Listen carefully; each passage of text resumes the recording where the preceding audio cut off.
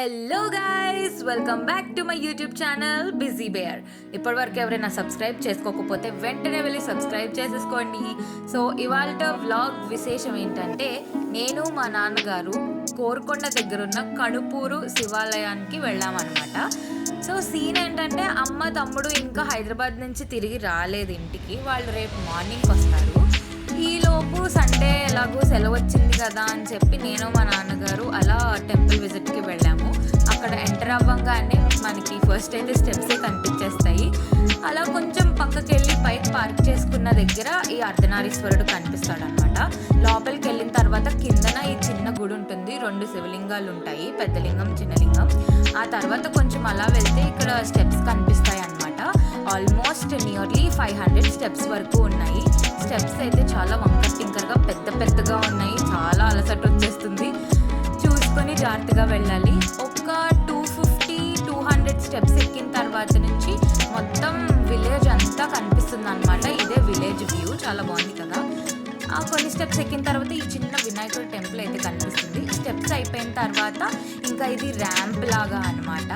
ఆ తర్వాత ఇంకా మెల్లగా కష్టపడి మేము పైకి ఎక్కాము. ఆగుతూ మెల్లగా మాకు ఈ స్టెప్స్ ఎక్కడానికి 45 మినిట్స్ అయితే పట్టింది.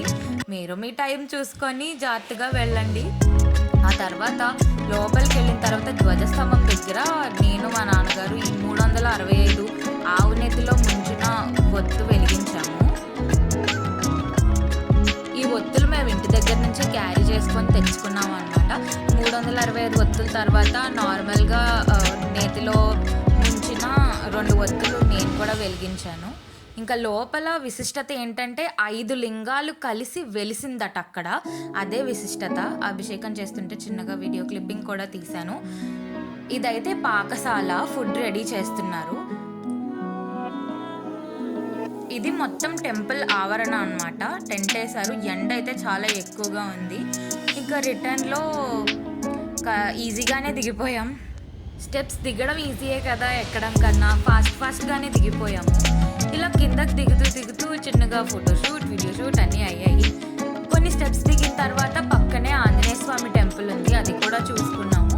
ఇంకా రిటర్న్ వచ్చేసాము అనమాట. డస్ట్ అయితే చాలా ఉంది. చిన్న ఊరు, జంబూపట్నం, నర్సాపురం ఇంకా ఇవన్నీ దాటుకుంటూ విమానాశ్రయం కూడా ఒకసారి హాయ్ చెప్పుకొని వెనక్కి వచ్చేసాం. Thanks for watching. బై.